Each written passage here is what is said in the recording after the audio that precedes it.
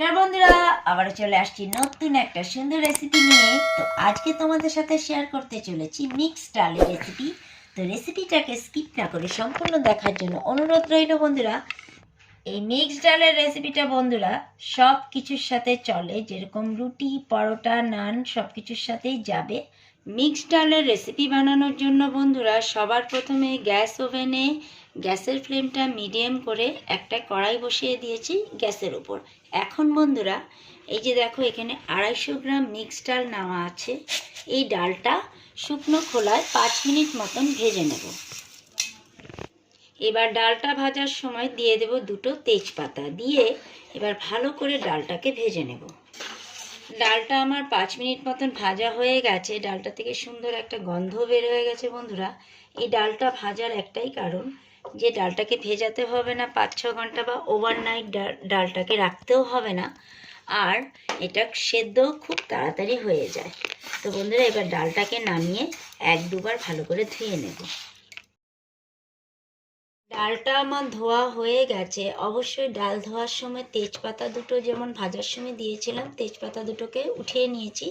এবার বন্ধুরা গ্যাস ওভেনে একটা কড়াই বসিয়ে দিয়েছি।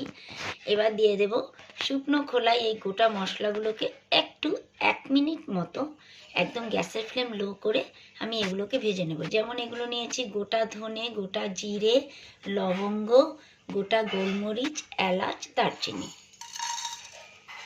এবার এখানে কুকার নিয়ে নিয়েছি। এবার ডালগুলো এখানে দিয়ে দেব।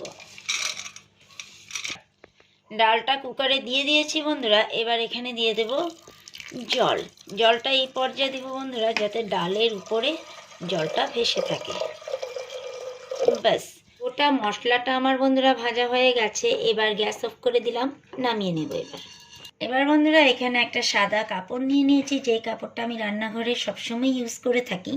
এবার গোটা মশলাগুলোকে এখানে দিয়ে একটা পটলি বানিয়ে নেব।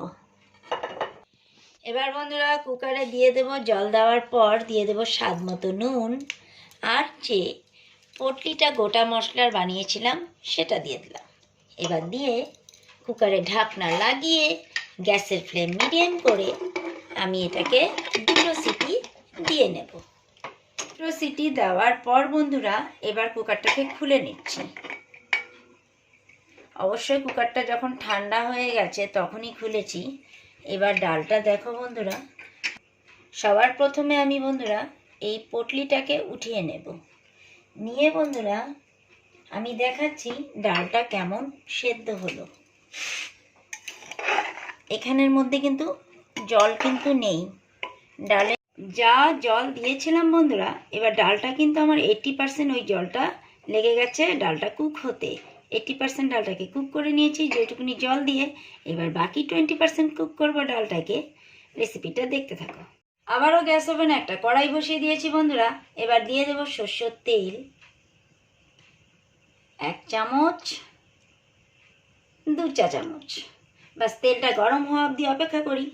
তেলটা আমার বেশ গরম হয়ে গেছে বন্ধুরা। দিয়ে দেব 1 চা চামচ গাওয়া ঘি। ঘি দেওয়ার পর ফোড়নে দেব শুকনো লঙ্কা, একটা পেঁয়াজ আমি কুচিয়ে নিয়েছি মাঝারি সাইজের, দিয়ে দিলাম 1 চা চামচ রসুন কুচি। এবার বন্ধুরা 2টো তেজপাতা, যে ডাল ভাজার সময় দিয়েছিলাম তেজপাতাটা, সেটা দিয়ে দিলাম। দিয়ে এবার হালকা 1 মিনিট মতন গ্যাসের ফ্লেম মিডিয়াম করে এগুলোকে ভেজে নেব। এবার দিয়ে দিব মাঝারি সাইজের একটা টমেটোকে কুচিয়ে নিয়েছি সেটা।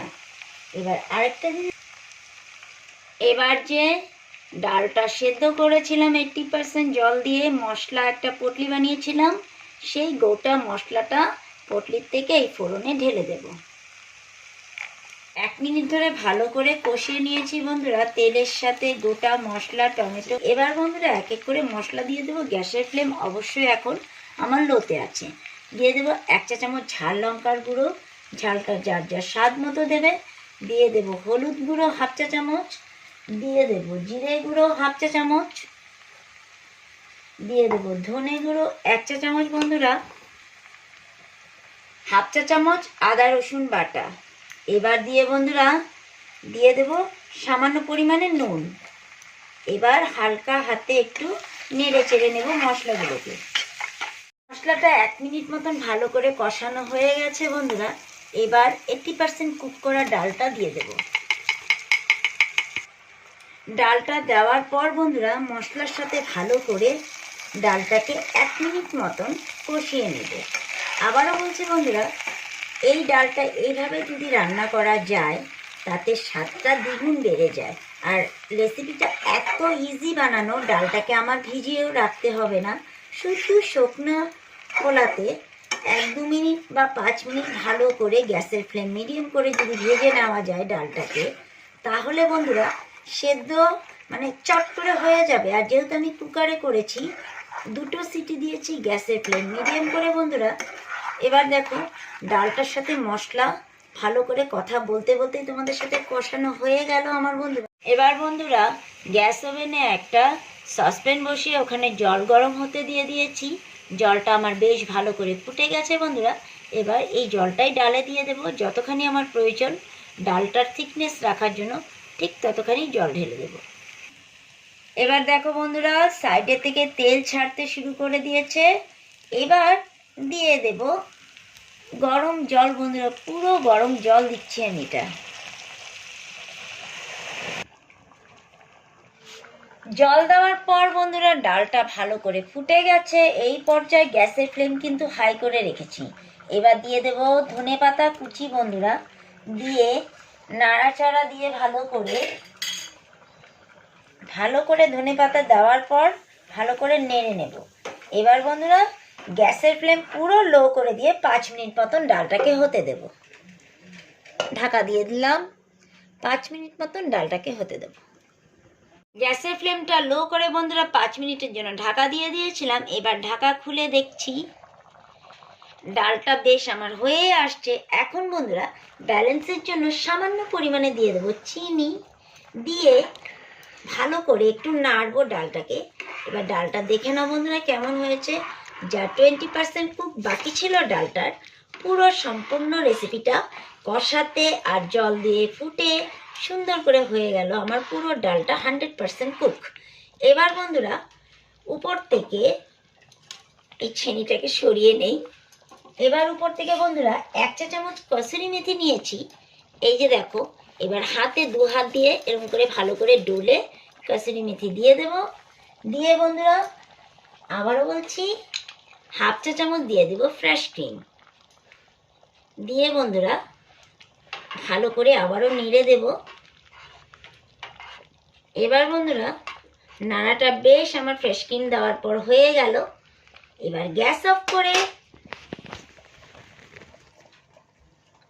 গ্যাসটা আমি অফ করে দিলাম। আর এই পর্যায়ে বন্ধুরা ঢাকা দিয়ে দেব। স্ট্যান্ডিং টাইম দেব 2 মিনিটের জন্য। তো 2 মিনিট পর আবারও ফিরে আসছি বন্ধুরা, দেখতে থাকো। 2 মিনিটের জন্য স্ট্যান্ডিং টাইম দেওয়ার পর বন্ধুরা ঢাকা খুলে দিলাম।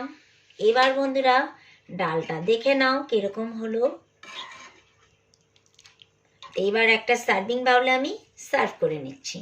একটা সার্ভিং বাউলে সার্ভ করে নিচ্ছি বন্ধুরা ডালটা, মিক্স ডালের এই রেসিপি।